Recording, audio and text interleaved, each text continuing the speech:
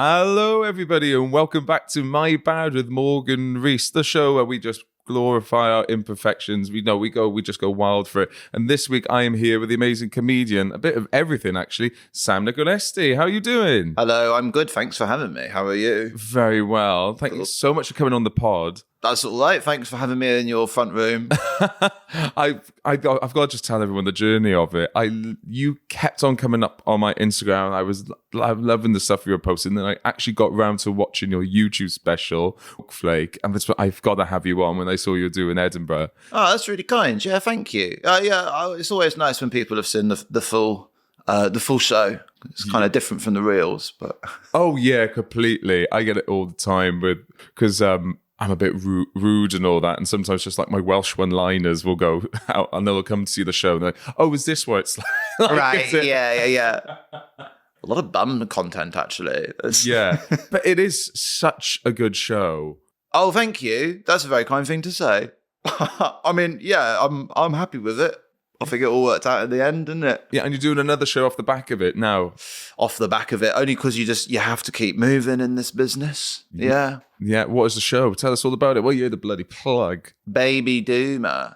We come straight in with a plug. Let them know. Yeah. Okay. I'm doing the Fringe this year. I worked on that last show for a long time, and it was a very, very heavy show about gender and transition, and I was very stressed whilst making it because I felt like I wanted to say all this stuff, and now I just want to do a show where I chat shit and just do some routines and kick back. So I mean, ultimately, it has become about a much bigger issue because I'm a bit of an over warrior, but it's about the hunt for the perfect skirt suit.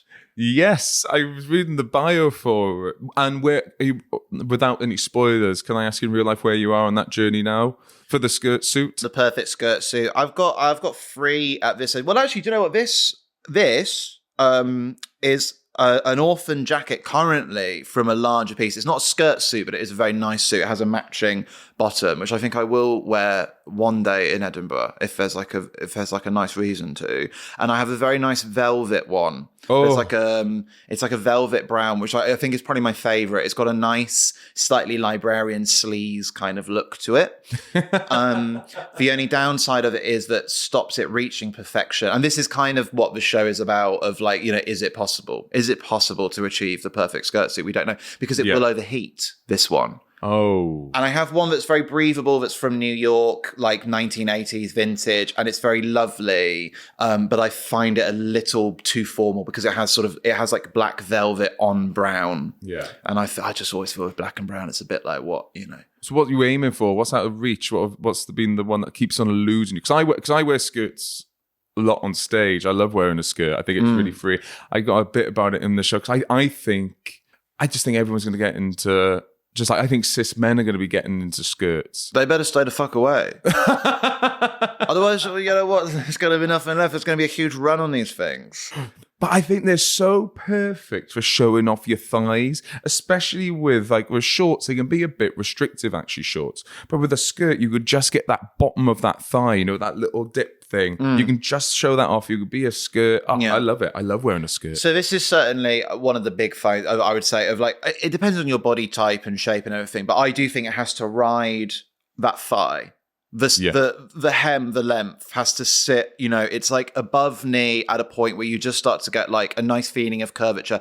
And when you walk, there's a good like swaying motion feeling that just leaves you leaving a little, like it's a little foxy, it's a little sly, it's a little salacious. But the thing is, because it's a skirt suit, it's still very much like it's professional. Do you know what I mean? It's smart. It's like absolutely like owning, working, giving. Yeah. So it's smart casual. Is he a epitome of smart? Well, as I say in the show, yeah, it's business sensual. That's a great way of putting it. Oh, and then I can't wait. Should you get live with the Apollo or anything like that? And I hope you do when you're doing your Netflix special, whatever. I want you in a skirt suit, please. Yeah. Oh, I'll do it. Yeah. I mean, I think one of the nice things about doing a show like this as well is that already I'm still just previewing it, but people are like coming up to me with like tips. They're like, go to this charity shop. They've got like a really good skirt suit. They're like, I'm getting tips for, go across North London today, get to the Oxfam in like Hampstead Heath. They've got like a good range on. This is bananas. This is the second time that Oxfam's been brought up on this podcast. Really? Yeah. Literally last week, Sam Williams was talking about it. Because I was talking about the charity shops in Muswell Hill being so good. Yeah. He literally brought up like, that exact one. Williams had better stay away, to be honest. I will say, well, they're right, because I think it's the thing of, okay, that area it's got aging, rich population. Any area where you've got old people with expensive shit dying, the charity shop game is like unhinged. The best ones they've got there, I can't remember, they're called like Ships Ahoy or Chops Away or something. All Aboard, I think. Do you know these ones? They're I've only ever seen them in North London, Northeast London, Northwest London. Yeah. But those charity shops specifically always have the best product. I've never been in and not come away with like a weird little ceramic trinket that I've kept for years afterwards. Oh, you a trinket hoarder? Yeah, I am. Yeah. I do it whenever I go anywhere. I'll buy a little trinket, like when I'm on the road and stuff. If I've got a day, I'll try and find a little thing. What's the most recent bit of tat you bought? What's the most recent one? I got like a nice little dragon sat on an egg. Were you in Wales?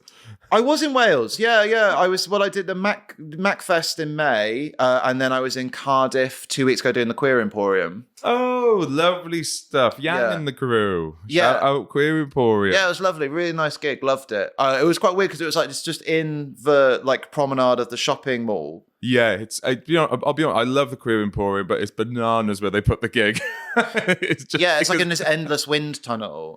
But it was when I went, we were talking, it was like the first like hottest day of the year. It was like mid-30s. It was insane. So it was so nice just to have like be in this outdoor wind tunnel space. I tell you what, last time I was in the Queer Emporium, I had do you ever sort of look in at someone else's queer experience and you relish that? Relish, that's the wrong word. The reason I bring this up is it was the same day as a Welsh rugby international, and you could tell this fucking like big fucking rugby dad, fucking big chest like that, got a Welsh scarf on, little Welsh hat on.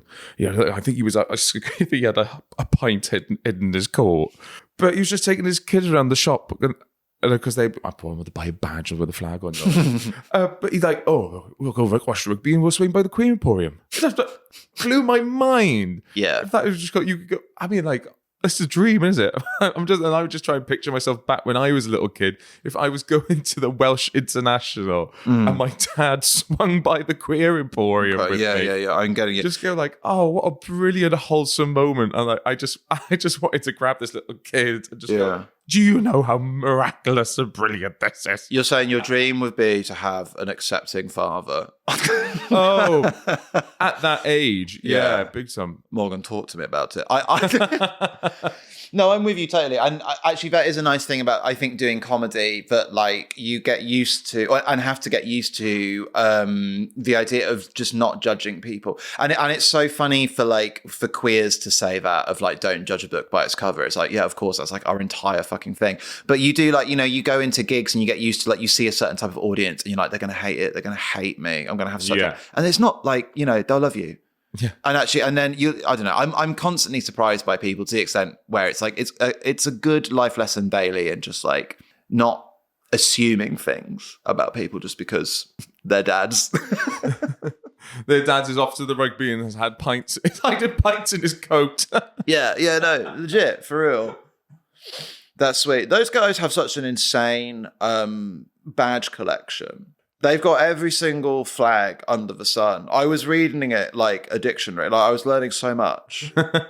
Ones I'd never even conceived of before. Yeah, I should, just for people that don't know, the Queer Emporium is a queer space that also doubles up as like a coffee shop, a bookshop, a bit of an everything shop, either for sort of like people with bralettes or like people that want to suppress their boob. Suppress is the wrong word. Binders. Binders, thank you for the right word. So it just does everything. Suppress their boobs. Suppress. Get back in the chest. Boobs. And that's what top surgery is. It's just telling boobs off. Get back in there. Suppress. I gotta work on my words. I've got to say, while we're talking about queer, specifically the word queer, I I think it's something that I needed to hear. With woke flake, your definition of what queer means to you. What did I say? I can't remember. You said you're all disgusting. No, you didn't say. Yeah. You're sick freaks. You're wrong. Just go back in your closets. Yeah, I think that's what you said. Yeah, I couldn't tell from all the spit and vile. I thought I cut that bit. No, is this gross for me to read back something you said? Oh, let's hear it. I cannot. I can see you squirming. Well, no, because then I guess we could have a wider conversation. Oh no, I like narrow conversations. Okay, all right. Well, let's only discuss the quotes. The joy of queerness is in its Vegas. We're not a nation state. Our borders are fluid. I think we tend to define ourselves by what we're not. Feel ourselves the keenness at the edges of others. Now, I think putting labels on that feels restrictive. Queer cut through all that and says, I have no idea, but I'm having fun. Oh, yeah, I've no idea, but I'm having fun. Yeah, I loved that. Okay. Because I get a lot in my comments, people go, I hate the word queer. From gay men. I should also just interject just to say, if someone hasn't seen the special, there's a joke at the end of that as well. It's not all just statements. Yeah, there's something farts. Yeah. I said the word poo. That's a callback to something that I guess we referenced in that what is now the Patreon content. Oh, really? So, was it a different episode? I think that was like a different episode. So if you want to laugh at that, yeah. Well, if you want to laugh at that, you got to go through a paywall. Yeah. Sorry, that's my bad. No, work it. yeah. No, there is. It's loads of laughs in this, but I just wanted to talk about that because it really, literally, the phrase "queer" cuts through it all and says, "I have no idea, but I'm having fun." I mean. Is that what you've always thought, or did it take you a little while to stumble on? Well, it's based in like a lot of good theory that I've, read and so on. Like, and I think that's a lot of queer theory would speak to it. But I think it's good to have fluidity in your terminology.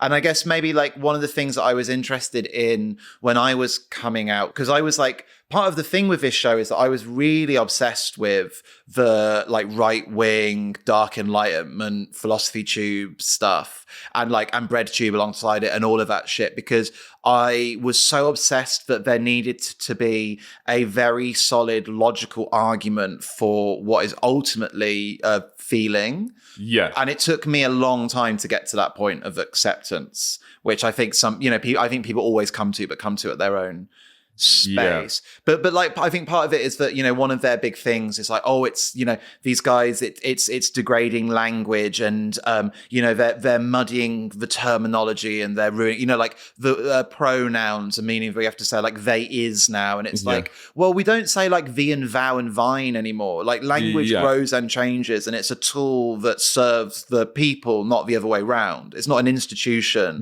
that we have to uphold. And I think like that's one of the key differences in thinking and logic between these two different, modes of seeing the world. And I would just rather live in a place where we had fluidity between language to be able to actually be who we want and not feel stuck by these things. So, and I think queer is a great term for that, because it really can mean anything. I've met a lot of queers that are just like, I mean, I talk about it more in my new show as well. Yeah. Just like, to me, at some point, queer is like, what? It's like you're on a spectrum and you wear Doc Martens. Like, what is it? You know what I mean? Where does it sit? But I do get it. I feel like the more I've been in it, the more I've started to understand, like, I started to really appreciate, like, there is a difference between, like, queers and non-queers in LGBTQ spaces. Yes. You can tell when someone is, like, gay but not queer. Yes, big time. It's like and it's hard to really pin it, but like, I don't know. What would you say? How would you define it? I genuinely just like not straight, and I quite like that. I kind of, because I say bisexual so people know what I'm talking about. Mm-hmm. Whereas I just love the scope of queer. I love I can go for a walk with it. Yeah, okay. Because bisexual it's like limiting again, isn't it? Because you're committing to the idea of a binary. And it's like that with like trans. Sometimes they use trans and queer interchangeably, which really they're not as terms. But I like it because it's like, to say trans is to really commit to another kind of binary. Some people would say that it's like, well, you accept that there is like very solid ideas of a man and a woman and you want to move from one to the other. Yeah. And queer just allows you to sit in that space and be like, well, you know, like I do, you know, like I take hormones, like I undergo like these things and I have these like deep issues of like, I want to be this and I feel this and that. And I feel like a great affinity with trans people. And I know that I'm trans, but also sometimes like queer is just like, but you know what, like today I don't have to like put like my makeup and a dress on just so I get read in public, like without feeling like I failed or been excluded from that term. Mm-hmm. You know what I mean? Like I can sometimes just be a bit messy and not feel like, oh, I'm out the game, you know? Yeah. Well, maybe that is it. It's the permission to be messy. Yeah, and isn't this what the whole podcast is about? Good. Do you want to host this? You're too fucking Let's good. switch around. Give me the laptop. Give you the laptop with all the questions about you. Yeah, and I'll just answer them by myself. I'm out. I'm gone. My dream. Turn all the lights off. Right, yeah. So the show you discuss about moving home. So I got 2 games this week. One of them is called Flatmate, Checkmate. Cool. And AK, I just want you to match someone's freak. Okay. So I'm going to give you some real life reported flatmate oddball behavior, things that people have firsthand reported. Okay. And I want you to know, how would you match their freak? Like how? Like what would I do to get on with them? Yeah, or counter it, or to play fire with fire. Okay, right. Give me the example and then let's see if I get it. So the first one. This is a real life one in Northamptonshire. One flatmate has insisted on taking super long showers, timing others out, and even marking shower time with a specially made big stopwatch. Okay. Wait, hold on. They themselves are taking the showers. And yet they are timing everyone else's, and they've made a big stopwatch and a big timetable. It's 100% a true story. Okay. But like within it, are they not seeing how they are... The issue? That's insane, no? Oh yeah, it's complete. Okay, I guess that's the game. It's complete cognitive dissonance, isn't it? Yes. It's like you've taken 5 minutes. You've taken an hour. Yeah, look at your spreadsheet. Okay, look to your own spreadsheet before you looked at that of others. I mean, okay, easy one. Every time they take a big long shower, I'm doing a big long marathon washing up session. Right? Like that is. I've lived with people like this. That's how you get people out of the shower. You run the taps. You run the hot tap. They'll be done. They'll be done quick. Yeah, they will be. And would you own up to it, or would you not tell them you did it? No, just be, oh, sorry, yeah, I just had to do the washing up because I couldn't do anything else because you were in the freaking shower all day. Yeah. And I mean, look, I'm bad for it. I mean, I do take long showers. Well, I've got better now because I've started doing baths. I live in a world now where I will have one big long bath a week. You shower in between?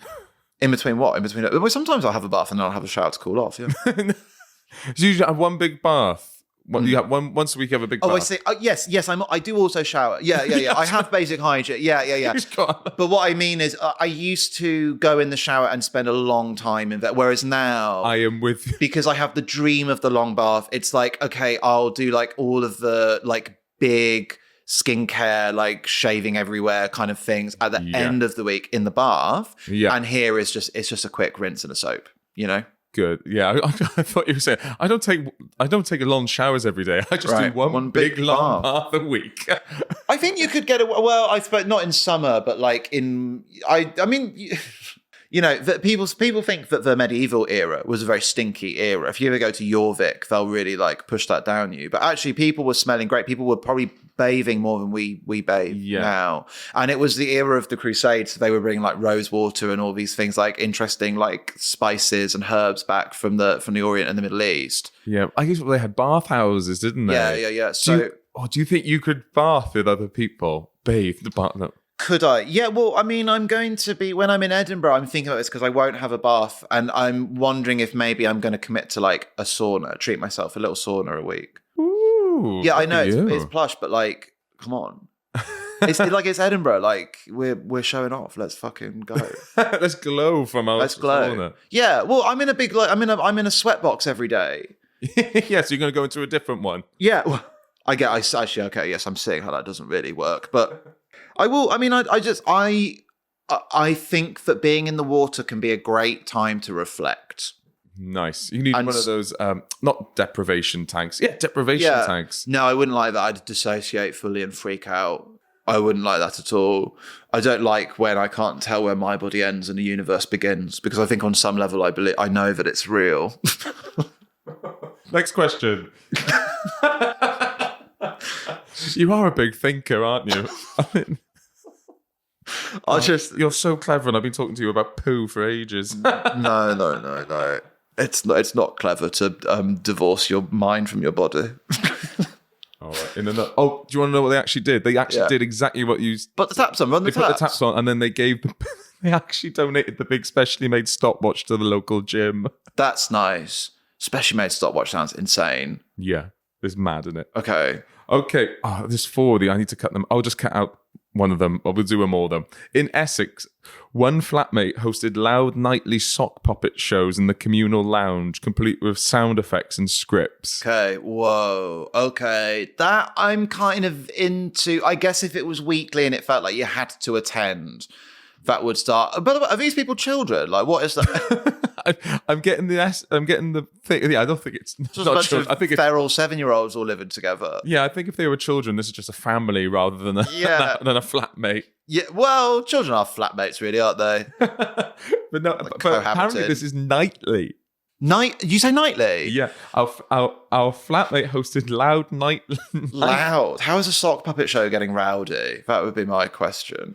Oh, have you not gigged with the Scottish? Oh, what are they called? The Scottish Puppet Inferendo Act. Oh, I know of, but no, I've never seen that. Okay, all I'm imagining is that, but he could just be like behind the sofa with his socks. I'm assuming his socks. Yeah. Okay.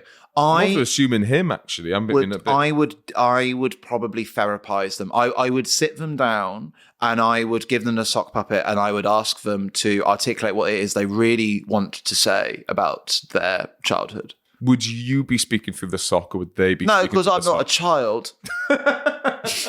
Talk from my mouth like an adult. Yeah, talk them through a shoe. Right. Rock, paper, scissors style. Yeah. You got to dominate them. Dominate them. Well, I mean, to be fair, that is how you would absolutely get them to shut up. Put a shoe on them. It's like the opposite. Do you know what I mean? Like, put a sock in it, it's not going to work, is it? So put a shoe on it. If those flatmates thought of that, they were dying out on that. Yeah. Put a shoe on it. Put a shoe on it, Kevin. Yeah. I mean, yeah, I think that is how you would get them to shut up. Yeah. Shoes on all of these creatures. Go to therapy. Well, what they actually did was they kindly asked to move performances to their room and limit noise after 9 p.m. Okay, well, they were happy to perform without an audience. I mean, yes, ultimately, what you do with someone like that is you encourage them to start a YouTube channel. Yes. Right. And I bet it would do so well. And that's how you end up with the Harry Potter sock puppet theatre. Which is probably the person that we're describing. That's probably, I imagine, yeah. I would not be surprised. I'm rather than like those big long scarves, it's just a shoestring or something. Yeah. Horrible stinky sock. Perverts watching it. I was about to reference something else, but that happened in the Patreon. I know, so was I. But I was like, we've got to learn. We've got to not. You're going to make a call up the police. Yeah. Michael Foot and Natalie Cheeseman. You've got to watch the Patreon. The next one. In Cornwall, a flatmate brought a pet rock and treated it like a real pet, feeding it, walking it on the leash, even throwing it birthday parties. Mm-hmm. Now, isn't the what is that? That's something already, though, isn't it? Pet rock. I've heard of that before. I can't place it. Yeah, it's a genre of music. It's something. I'm struggling to remember who else has a pet rock that I'm aware of. It's like a cultural. It's a sitcom something. But I wouldn't really judge that. I don't really see what's wrong with having a pet rock because it's not impacting everyone else, is it? I mean, I have a rock collection. I guess I don't anthropomorphize them, but I do. You know, like if I go somewhere and I'm on a beach and I see a particularly nice rock, I will bring it home. And I do always remember where that rock is from. Really? Yeah. But I guess you're not like going, you're not out for drinks. I gotta get back for the rock, or is it fed the rock? You're gonna need to get a rock sitter. You're gonna get a rock sitter. You got to get rock food. No, I assume it's sand. Suppose not. I mean, but to me, pet rock is that's more diagnosable behaviour in a way that I think I have a lot of sympathy for. So I'd be less willing to be like, yeah, definitely. If they were like, touch my rock, but it's yeah, the rock's off its kibble, I'd be like, okay, maybe, like there's like, like pet bowls everywhere. The rock's got its own like cage taking up half the front room, like an axolotl or whatever. I'd be a bit more like, we're potty training the rock. Yes. That sort of stuff. Little pebbles coming out. Yeah. But I don't see... Don't pull. I mean, you honestly tell me the difference between that and a doll. They're just inanimate dead objects that you're projecting life into. Oh, wow. So I think that person is playing on like God tier mode, because they're not they're not investing any money in like a Labubu or whatever. It's all, you can get a rock from anywhere, can't you? And the rock will never die. That is true. A rock is a pet for life, not just Christmas. A rock will, beyond your own life, will remember you when you are gone. Well, then I guess the resolution there is just worship and praise the rock owner, no? Live and let live. Live and let live. Yeah, I see no freak there. I recognise no freak. And I tell you what, neither did these flatmates. Awesome. The house joined in with fake presents and parties, turning it into a running joke. Maybe the running joke's a bit on the nose, but they they nurtured it. Yeah, sure. Yeah, I mean, I'm sure like privately in group chat, some giggles were had about the rock, but I think that's nice. I respect that. Brilliant. And then the last one. In Dundee, a flatmate insisted that the flat was haunted and held paid walking tours, a late night ghost hunt complete with rituals. Okay, wow, that's insane. To think your flat is haunted, I've been there. I know people that have been like that. But then for the next step not to be a exorcism is insane. To monetize that is... a little odd in Dundee. Do you know Trevor Rooney, the ghost hunter from York? No. Okay, he used to be based up in Scotland and he got kicked out. He's a very funny guy. If you ever look him up, kicked out of Scotland. Got kicked out. Well, because he would do this thing where his ghost walked. He really wanted to go into the graveyard, but it was pissing the council up. So the council erected this fence with spikes on it, which he was then like encouraging people to clamber over to access the graveyard. He's a really interesting guy. If you ever watch his stuff, it's like almost impossible not to think it's a Steve Coogan character. I love people like that. Yeah, he's very interesting. He has the exact kind of cadence and look of him. But I could imagine him doing that, monetizing a house. I guess I would. I mean, people do that for hotels and stuff all the time, right? Like I've been to some real bullshit out in the Peak District. This is a haunted hotel. Like, is it shit? Yeah. It's you and your wife creeping around, spying on me at 1 a.m. The only thing that died are your I honestly reviews. think with those hotels, that is the whole game. They're like, you watch out for creaks and bumps in the night. It's like, because you've put peepholes in the room and you are creeping around and you got caught one time and you were like, I'm a butler from the 18th century. Yeah. People died here from your breakfast, probably. Yes. For sure. Yeah. Yeah, a murder hotel would be something. I'd visit a murder hotel, but a hotel, no. So I guess how would I match that freak? I guess, do you know what? I'd probably rent the Scooby Gang. I'd get the Scooby Gang involved in this. Yeah. If you were to play anyone in the Scooby Gang, who would you be? Oh my God. Well, I mean, wouldn't you want to be Velma? Is Velma the glasses? Where are my glasses? Yeah, Velma is actually, hold on, wait. Which one's Velma? I think Velma is the super sexy one. Ooh, Let's Google them. How do you say Velma? Velma. Oh, you have to cut this bit out. We can't forget who Velma is. Okay, Velma. No, Velma is... Where's my glasses? Right, I can't see without my glasses. Who is the sexy one? She is sexy. Yeah. She's super... What's the name of the other lady? Why do I want to say Louise? It can't be Louise. Can't be Louise.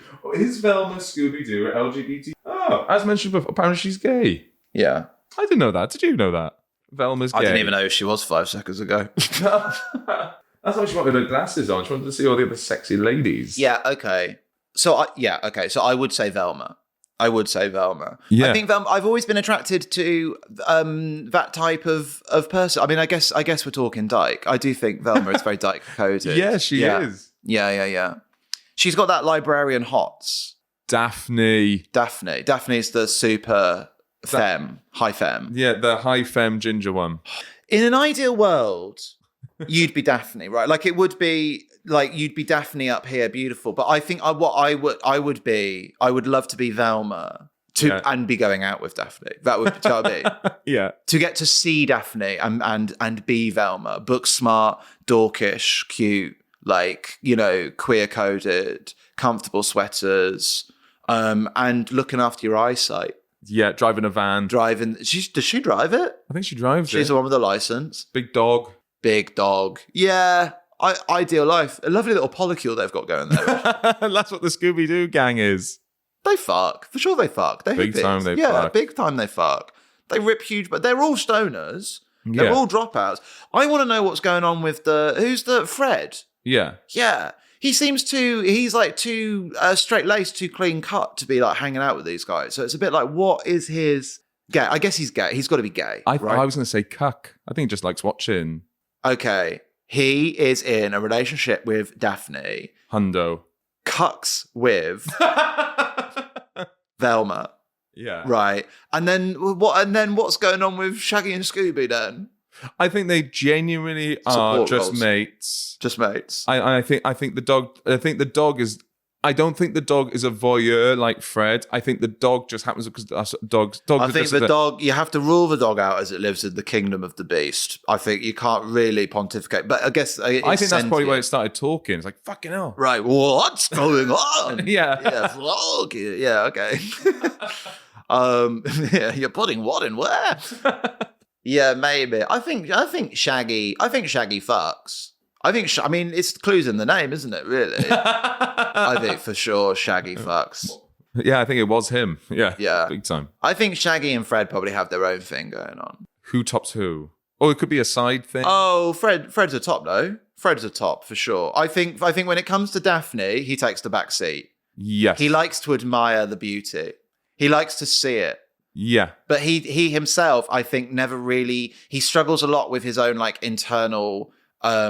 queerness, and so I think he maybe struggles to fulfill that male role with women. But when it comes to Shaggy, there's like a power play involved because Fred is like university educated and he's like middle class and he's obviously bankrolling the whole thing. So I think there's a bit of like a sugar daddy thing going on there. Yeah. So what are they called again? The Scooby Gang. The Scooby Gang. So they're the Scooby Gang Bang.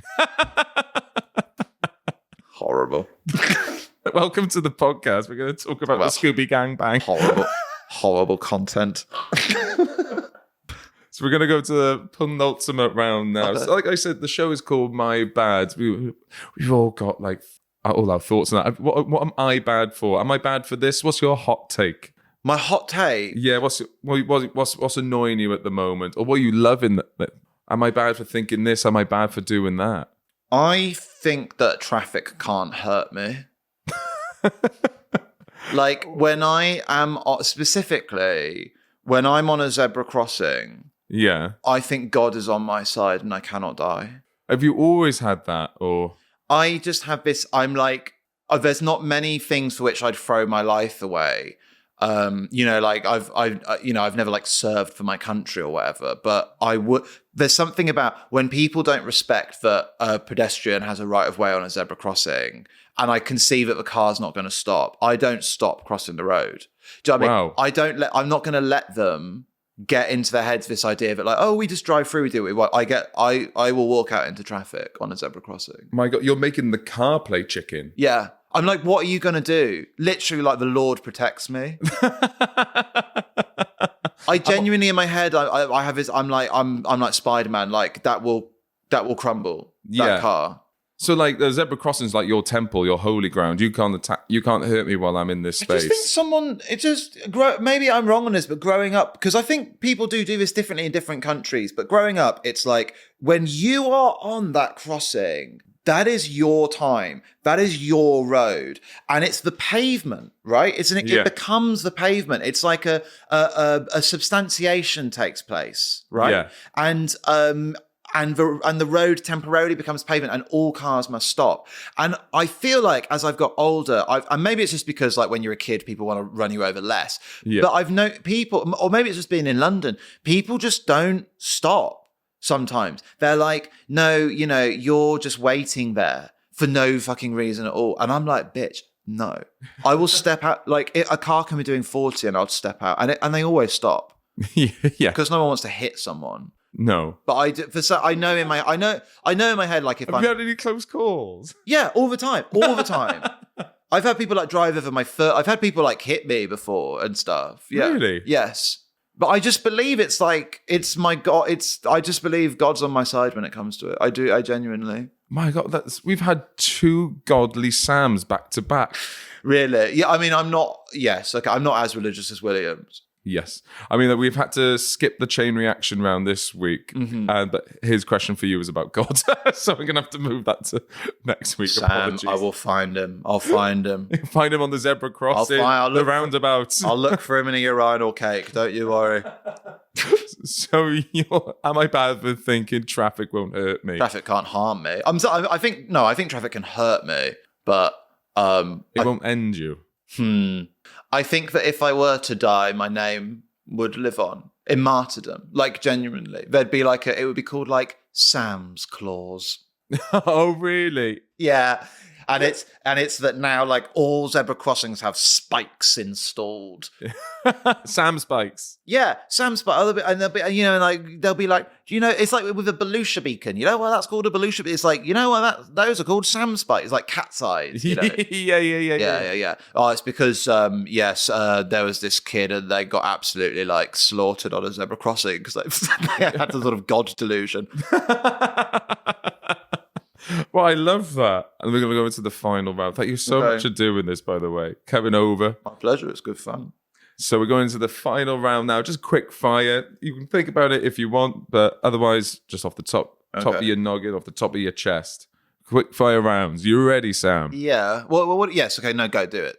Horoscopes or horror nopes? Do you believe in star signs? No, I do not. I will look at them and take some time. I think it's like tarot. I think sometimes they're a good prompt for you thinking about some deeper things. But no, I do not believe in horoscopes. Good. If you were ordained, what would you be the patron saint of? Oh, zebra crossings. Zebra crossings. And what would people do on St. Sam Day? Oh, they would take their sweet ass time. They would get on their hands and knees like some fucking Dom Jolly-esque prank, and they would crawl across zebra crossings, whipping themselves on the back, holding up traffic for miles. We would reclaim the roads. Reclaim the roads. Yeah. I love it. What book would you love to narrate? What book would I love to narrate? Fucking The Story of O. What's the story of O? Don't even. All right, cool. Never mind. All right. This was a bit rude. You all right with the Rudy? Sure. Would you rather everyone know your orgasm face or your orgasm sound? Wow. Oh. You make a sound and a face when you come? Big time. Really? Yeah. But you don't just like that, do you? I'm coming right now. Oh, you must love the pod. Thank you so much. So good I came. Keep your shoes on. But if you had to, talking to sounds, if you had to describe yourself in 3 sounds, what would they be? Okay, I'll accept that. May I just say, I can't believe this is a compliment. I'm saying this out loud. You have a brilliant scream. Scream? Yeah, like when have I screamed? Not that, in your special when you do. I scream? Well, when you shout some of the punchlines. Oh, I see. Right, shout some of the punchlines. Don't worry, I'm a shouter. When I say really, let them know I'm doing the joke now. Yeah, but the joke is that you're agitated. It's not like you say the joke and then you just said, "I said." Yeah. It's a funny way of describing it. Yeah, it's for anyone who hasn't seen the special. It's like, okay, all you've got to go off is like a long sort of jokeless tract about what it means to be queer. The fact that I scream and I shout my punchlines. Like, oh, we should check this out. It sounds really, really good. There's also loads of jokes, so multimedia. Yeah, you'll know when the jokes are happening because it'll be louder. Yeah. If I was to go for your camera role, what would it say about you? I love my cat. Yeah, that's a popular one. Yeah, I'm not much of I don't take many photos. I take a lot of reference photos of my cat. And I'm not, because I just don't have a great eye for stuff. So my camera roll is pretty much, it's very brightly lit, like blanched out views of meals I've cooked that look disgusting. But I've just been like, oh, that, great. Like, just remember that I did that. And then it's a lot of very artfully composed photos of my cat. And then everything else is a reference photo of clothes that I'm trying on in shops that I'm asking other people if they think it looks good on me. Wicked. And those are like the 3 types of photos I take. I'm the same. But I don't buy anything unless I've got my boyfriend's permission, clothes-wise. Yes, yeah. And less permission and more like verification. Confirmation, yeah, good. That is a good look, yes. And where is your show? What's it called? And what time? I'll be at the Edinburgh Fringe all month, 5:40 p.m. in Bunker 2, Pleasance Courtyard, Baby Doomer, and it's a show about love, insanity, and the hunt for the perfect skirt suit. Yes, and there were loads of the jokes will be shouted. Yeah, don't worry. The whole show is screamed. I'll be coming throughout. As will you guys. Yeah. If you're online, where can people find you? Just on Instagram, Sam Nicoresti. Actually, I will say best would be I'm fixing my website up. If you do go on my mailing list, I feel like with social media, it's a bit like that will ultimately you're going to end up getting kicked off that platform or the platform will die. So I'd much rather people subscribe to my mailing list. Send me the link. I'll put it in the podcast. Yeah, or just samnicoresti.com. And and finally, you've been on My Bad with Morgan Rees. Will you come on again? Yes, of course. If you'd have me, it'd be lovely. Yeah, excellent stuff. Well, thank you so much, everyone. Thank you so much for listening to the podcast. We're every single Wednesday. We've also got a Patreon, so if you want to hear that and listen to most of the jokes we referred to, it will all make a lot more sense. It'll make a lot more sense. And also, if you've enjoyed it, tell a friend, like and subscribe. If you could like, it really helps with the algorithm with an early podcast to grow. I'm cheering your ear off. Thank you much, everybody. We'll see you next time. Thanks again, Sam. Okay, thank you. Bye-bye.